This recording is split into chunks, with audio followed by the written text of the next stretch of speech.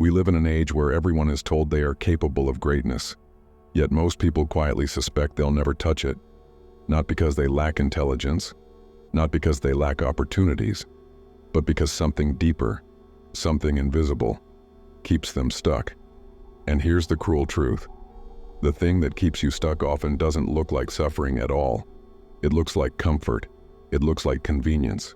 It looks like pleasure, scrolling endlessly through a glowing screen, nibbling on snacks when you're not hungry, buying something new because it gives you a little thrill, escaping into movies, games, conversations that never end. It feels harmless. But what if this is the very machinery that ensures you remain mediocre? Carl Jung once warned that modern man does not suffer from too little pleasure. He suffers from drowning in it. And in that flood, he forgets what it means to live.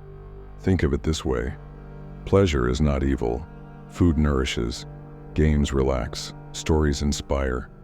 But when pleasure becomes the default answer to boredom, anxiety, or discomfort, it mutates into something else. It becomes a mask that covers the wound you refuse to look at. A mask that whispers, "Stay here, don't look deeper, everything is fine." But is it? Ask yourself honestly, how many times have you eaten not because you were hungry, but because you felt restless? How many times have you opened your phone not because you needed information, but because silence felt unbearable? How many times have you stayed in bed not because your body needed rest, but because facing the day felt too heavy? These are not failures of willpower. They are symptoms of a deeper truth. Your inner life is starving while your outer life is overstimulated. The roots of this problem don't begin in adulthood. They begin in childhood. A child cries. Instead of being comforted with presents, they are distracted. A child feels lonely. Instead of being taught to explore solitude, they are given entertainment. A child asks difficult questions. Instead of being guided, they are silenced with, "Don't think about that, just be happy." Over time, the child learns a devastating lesson. Discomfort must be avoided. And the easiest way to avoid discomfort? Numb it with pleasure. This is how you become ambitious yet lazy. You dream of a life that matters, but you lack the discipline to chase it. Not because you are weak, but because you were conditioned to soothe, not to confront. Carl Jung called this the shadow, the parts of ourselves we deny, repress, or hide. Society tells you to be cheerful, efficient, likable. So what happens to your anger, your grief, your insecurity? You push it down. And every time those feelings rise, you run. Not into silence, not into presence, but into stimulation. The shadow does not disappear because you hide from it. It waits, it grows, and the more you refuse to face it, the more you rely on pleasures to avoid it.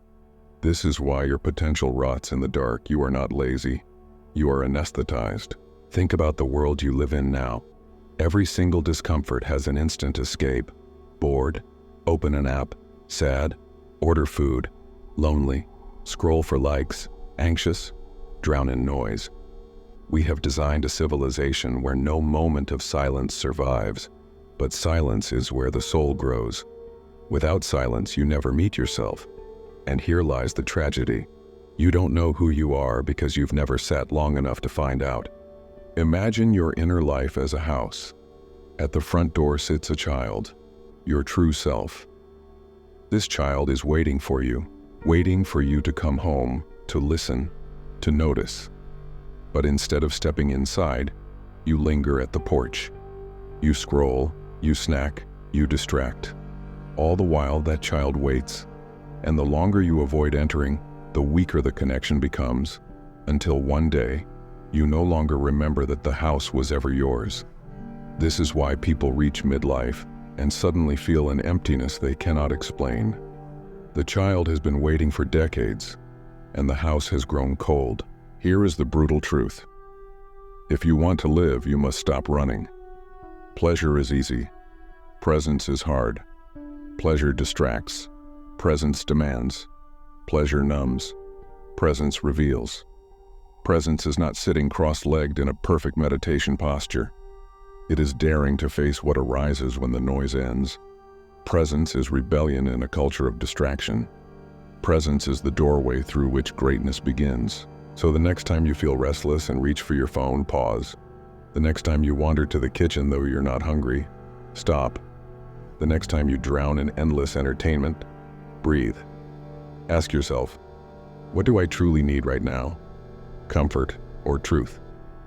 And then, be courageous enough to choose truth. Because one day, the pleasures will fade, the distractions will end, and you will be left alone with the only companion who has been there since the beginning, yourself. Will you recognize them? Friedrich Nietzsche once wrote, "Man is a rope stretched between the animal and the Übermensch, a rope over an abyss." Most people never make it across that rope. Why? Because they pitch a tent halfway. They decide that comfort is safer than the abyss.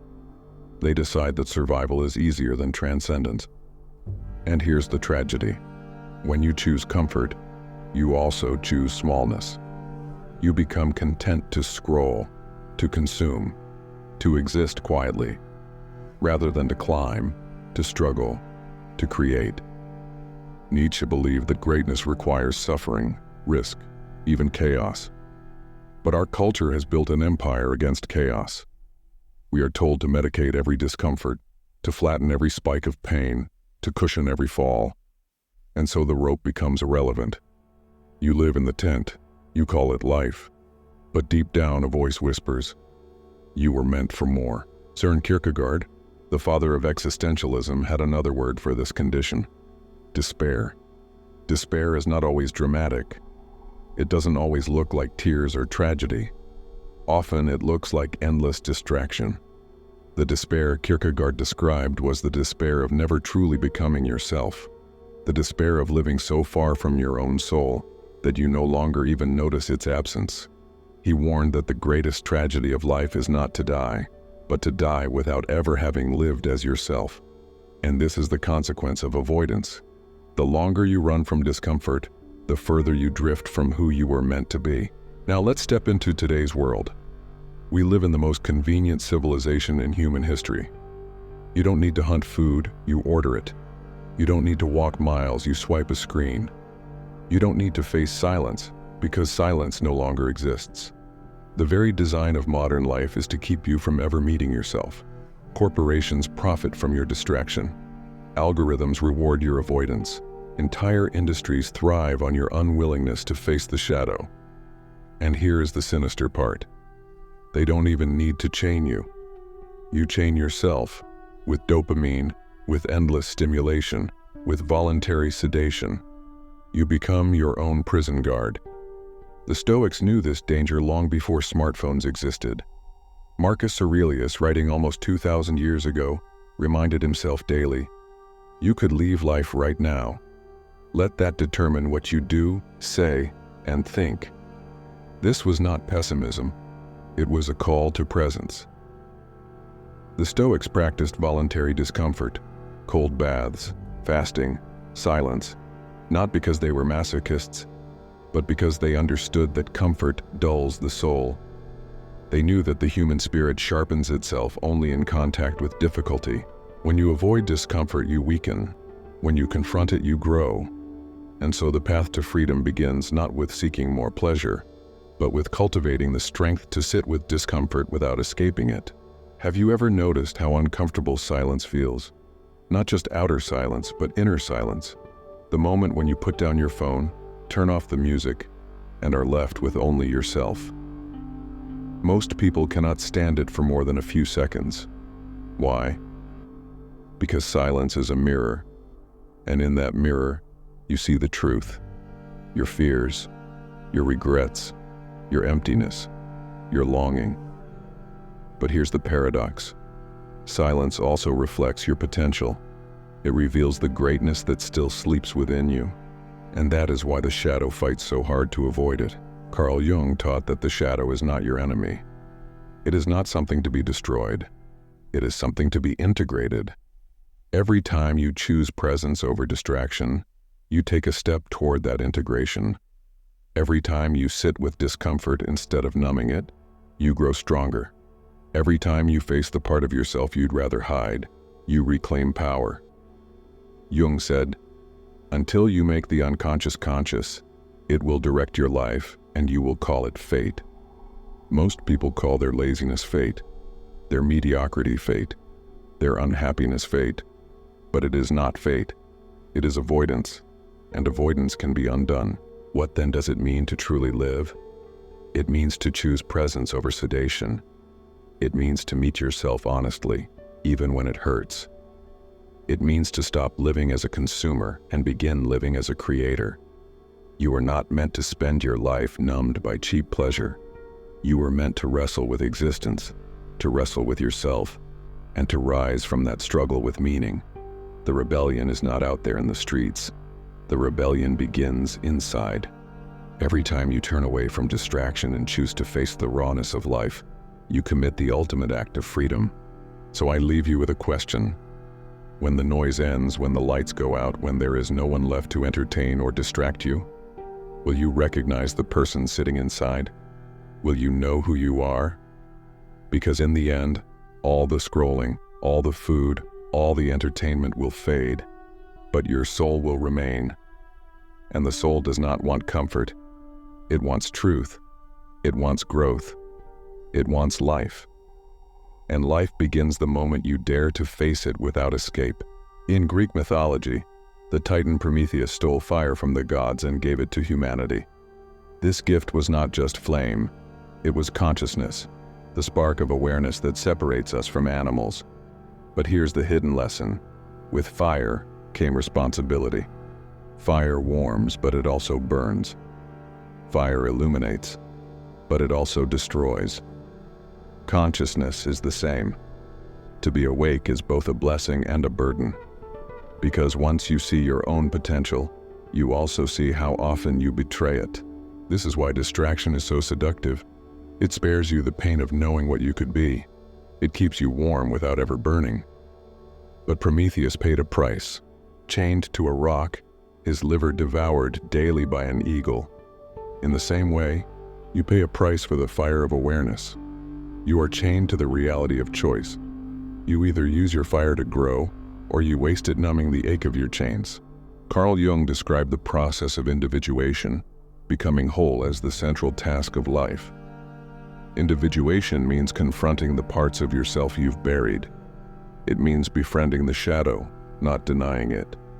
It means stepping into your own house and finally speaking with the child who has waited so long. But here's the catch. Individuation is painful. It demands sacrifice. It demands the courage to abandon false identities, to strip away masks, to walk naked into the truth of who you are. Most people never attempt it. They prefer sedation to integration. They prefer comfort to wholeness. But the few who walk this path discover something astonishing. The very parts of yourself you've rejected contain the seeds of your power. Your anger, once integrated, becomes strength. Your fear becomes wisdom. Your insecurity becomes humility. Your shadow becomes light. Another myth gives us guidance: the Odyssey. Odysseus did not take the straight road home. He wandered through storms, monsters, temptations, illusions. Every trial revealed something about him. Every setback was an invitation to grow. Your journey is the same. You think you are lost because you waste time in distractions. But perhaps this is your sea, your storm, your temptation. The sirens of Odysseus are the same as your apps, your cravings, your endless entertainments. They sing to you. Stay here, don't struggle, rest in pleasure. And unless you, like Odysseus, tie yourself to the mast of discipline, you will drift forever. Philosophy must eventually meet practice. How can you begin to step out of sedation and into presence? Face the silence daily. Sit without your phone. No music, no distractions. Start with 5 minutes. Stretch it longer. Notice what arises, and refuse to run. Voluntary discomfort. Skip a meal. Take a cold shower. Walk instead of drive. Train your body to remember that pain is not the enemy. It is the teacher. Ask better questions. Each time you feel the urge to escape, pause and ask, What am I avoiding right now? That question alone can pierce the mask of pleasure. Shadow journaling. Write down the thoughts you're ashamed of, the feelings you hide. Meet them on the page. This is how you reclaim what you've buried. Create. Don't just consume. Every act of creation, writing, building, speaking, designing, pulls you out of passive sedation and into active existence. Presence is not abstract. It is a discipline. And discipline, practiced daily, transforms your life. Nietzsche described 3 stages of transformation: the camel, the lion, and the child. The camel carries burdens, tradition, expectation, duty. The lion learns to say no, rebelling against false masters, destroying chains. But the child is the highest form. The child says yes. The child creates, plays, dreams. Many people remain camels their entire lives, burdened, obedient, numbed. A few become lions, rejecting distraction and falsehood. But the rarest become children again, reborn into freedom, presence, creation. This is not regression, it is the highest maturity. To return to innocence, not by ignorance, but by conquering despair. Why does all of this matter? Because death waits, and death has no patience for excuses. Every pleasure fades. Every distraction dissolves. Every comfort crumbles. And when the final silence comes, you will face the one question that cannot be avoided. Did I live as myself? The Stoics asked us to meditate on death, not to depress us, but to awaken us. If you knew you might not see tomorrow, would you still spend tonight scrolling? If you knew your time was short, would you still hide in sedation? Death strips away illusion. What remains is truth. And so we return to the beginning. You are ambitious, yet you feel lazy. You are capable, yet you feel stuck. You dream of greatness, yet you drown in comfort. This is not because you are broken. It is because you are anesthetized. The rebellion begins the moment you dare to face life as it is, without numbing it. To step into silence, to walk into your inner house, to meet the child within, and finally say, I am here. No empire can control a person who has met themselves fully. No distraction can seduce a soul that has learned to love presence. This is the path. Not easy, not quick, but real. And perhaps, if you are willing, it begins right now.